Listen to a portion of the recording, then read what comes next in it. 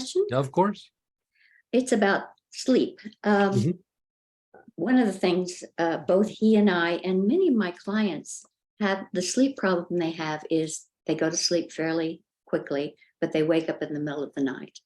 And I think one of his problems is he's fatigued because he's gotten into this habit of waking up, getting up, maybe reading a little bit, going back to bed. I don't think that's the healthiest way to sleep. But Yeah. And when he goes back to bed, he sleeps again? He goes into he deep sleep, sleeps or again. he just... No, he will sleep again, but there's this anywhere from 1 to 3 hours in the middle of the night that he's awake. I sometimes do that too. So I guess my question to you was, is there an oil that would work best for that kind of sleep problem? Yeah, there's a couple of things.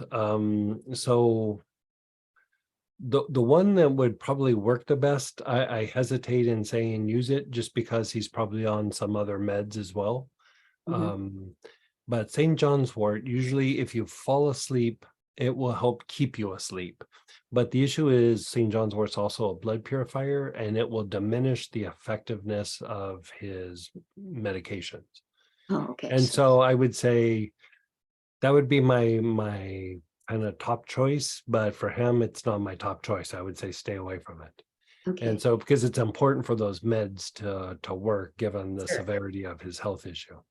And so the second one I would probably go to is Shazandra. Okay. And I would give him like 2 to 3 drops, like right as he's going to bed. Maybe Me 15 internally? minutes.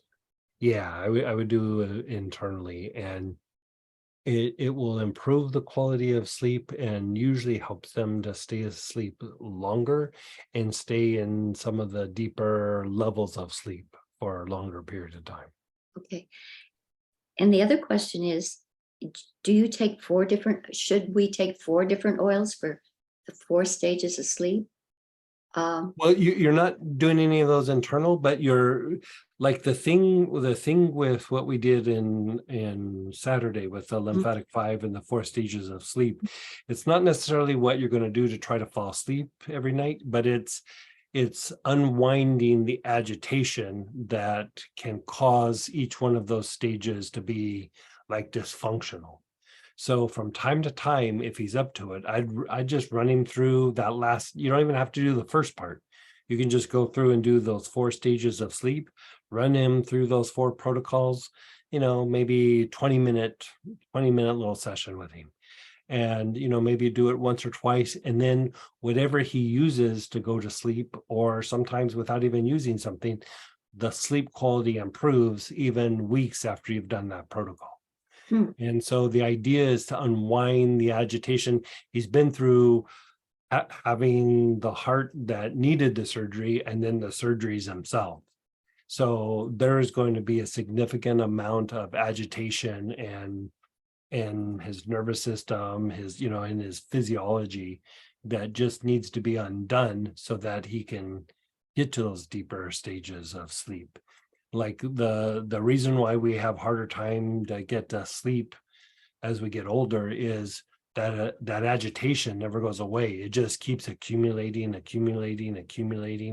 And so at some point, if you can go through and re-educate that and release that, you can kind of go back to sleeping like you did when you're a bit younger. And so I mean, I've even treated kids and teenagers where they were already having really bad bouts of insomnia, and doing a version of what we did on the end of the day on Saturday with those 4 stages um, helps to unwind that. okay. All right. Is it, I know that at one point, maybe a year or so ago, you said to alternate, I guess, Artemisia and mugwort because one Yeah, was for, and when I wasn't quite sure what you meant. Did you mean like inhale one and then inhale the yeah. other at the same? Like you're kind of just going like, Oh, okay. 2 or 3 inhalations, and then 2 or 3 I'd probably do more like 4 or 5, and Uh-huh. then just keep going back and forth, because you're hitting the later stages of the non-REM, and then you're hitting REM by using the two different, Artemisia and mugwort. Mhm. Okay. And so it does help like those deeper stages, Mhm. but that could be a thing that he does, on a nightly basis as he goes to bed. We've had several people who have the Fitbits and the different kinds of Apple Watch and things where they go through and monitor it, and going through and doing that process has extended the time they're in deeper levels of sleep by even just doing that process. Oh, good, know. good. And if Good. you look at the last couple of phases of that,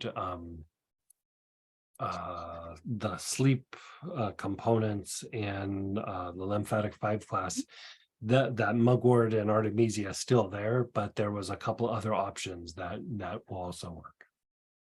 Okay, thank you so much. You're so welcome. I mean, do that, treat him for a little bit, see how he feels, and then we can make adjustments based on how he's responding Okay, and kind of go from there. Even though we kind of know these things will work, sometimes people have little anomalies and things that need to be addressed, or you need to do a little troubleshooting. And let's just like talk it out if he's not responding, or because any time where the body has gone through something very intense, there's always the potential where it'll take longer for them to respond, or they'll start to have almost like a paradoxical response where they'll start having like an opposite reaction. mhm. And so if any of that kind of stuff arises, let's just talk it out and we'll come up with a way to treat it. Okay, thanks so much. You're so